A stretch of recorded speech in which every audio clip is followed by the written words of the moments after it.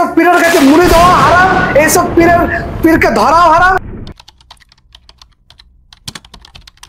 আচ্ছা, পীর কাকে বলে এবং পীর শব্দের অর্থ কি?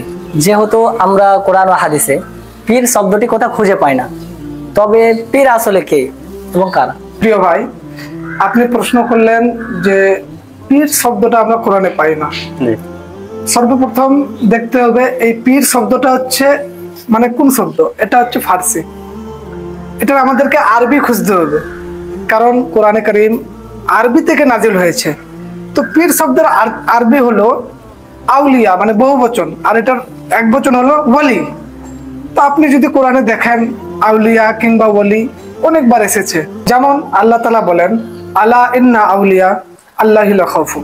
আরো অন্যান্য জায়গায় বা অন্যান্য আয়াতে এসেছে আল্লাহু ওয়ালিউল্লাযিনা। অনেক জায়গায় এসেছে আউলিয়া ইকরামের ব্যাপারে।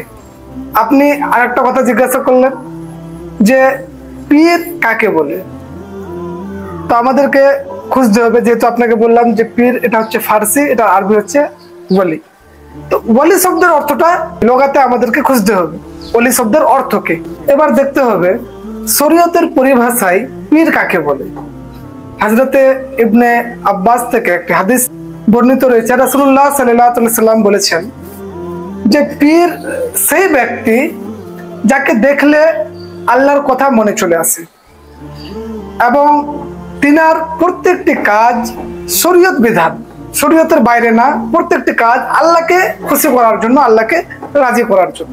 আচ্ছা ভাই, ওলি সম্পর্কে কি কোরআন ও হাদিস থেকে কোনো স্পষ্টভাবে বর্ণনা রয়েছে? অবশ্যই ওলির ব্যাপারে কোরআন ও হাদিসে স্পষ্ট বর্ণনা রয়েছে। যেমন আল্লাহ তাআলা সূরাতুল আনফালের মধ্যে বলেন ইন্না আউলিয়াহু ইল্লাল মুত্তাকুন, এবং সূরা ইউনূসের মধ্যে এসেছে আলা ইন্না আউলিয়াল্লাহি লা খাউফুন আলাইহিম ওয়া লা হুম ইয়াহজানুন, এবং হাদিস শরীফের মধ্যে এসেছে আল্লাহর রাসূল সাল্লাল্লাহু তাআলা আলাইহি ওয়াসাল্লাম বলেন মান আদালি ওয়ালিয়ান ফাকাদ আযানতুহু বিল হারব, অর্থাৎ যেই ব্যক্তি আমার ওলির সাথে দুশমনি করলো সেই ব্যক্তিকে আমি যুদ্ধর ঘোষণা করছি, সেই ব্যক্তির সাথে আমি যুদ্ধের ঘোষণা করছি। তো আমরা জানতে পারলাম যে কোরআন এবং হাদিসে ওলি সম্পর্কে স্পষ্ট বর্ণনা রয়েছে। আমরা কোরআন এবং হাদিস থেকে বুঝতে পারলাম ওলি কাকে বলে এবং ওলি কে। আমরা যে ওলির হাতে বায়াত করব, কোন ওলির কাছে বায়াত করতে পারবো এবং তাদের মধ্যে কি কি শর্ত হওয়া উচিত? মাশাআল্লাহ, খুব সুন্দর আপনি একটি প্রশ্ন করেছেন বা একটি জিনিস জানার আপনি চেষ্টা করেছেন। আমাদেরকে অবশ্যই দেখতে হবে যে আমরা কিভাবে একজন ওলিকে চিনব। না হলে এখনকার যুগে মার্কেটে অনেক ওলি এমন ঘুরে বেড়াচ্ছে যার না আছে শরীয়তের সাথে কোনো সম্পর্ক, যার না আছে নামাজের সাথে কোনো সম্পর্ক, যার না আছে আপনার হাদিস ও কোরআনের সাথে কোনো সম্পর্ক। এইসব নামধারী ওলিদের কাছে মুরিদ হওয়া যাবে না। ওয়ালি, আপনি যে ওলির কাছে মুরিদ হবেন তার ভিতরে 4টি শর্ত থাকা অত্যন্ত প্রয়োজনীয়। প্রথম হচ্ছে সুন্নি সিহুল আকীদা। দ্বিতীয় নম্বর, জ্ঞান তার ভিতরে থাকা প্রয়োজন, যেন নিজে আরবি বই থেকে কোনো মাসালাকে বের করতে পারে, নিজে পড়তে পারে। তৃতীয় নম্বর, সে যেন ফাসিকে মৌলিন না হয়, মানে যে গুনাহ সে যেন না করে, প্রত্যেকটা শরীয়ত যে বিরোধী কাজ আছে সেগুলো থেকে যেন সে বেঁচে থাকে। চতুর্থ নম্বর হচ্ছে পরস্পর তার সিলসিলা যেন হুজুর সাল্লাল্লাহু আলাইহি সাল্লাম পর্যন্ত পৌঁছায়, না হলে তিনাকে কামিল ওয়ালি মানা যাবে না। তাহলে পীরের হাতে বায়াত হওয়াটা কি ফরজ না ওয়াজিব না সুন্নাত?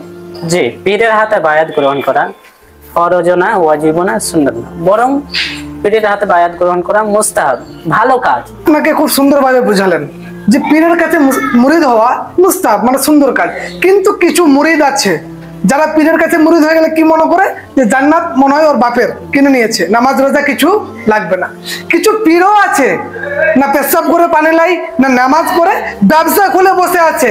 এইসব পীরের কাছে মুরিদ হওয়া হারাম, এইসব পীরকে ধরাও হারাম।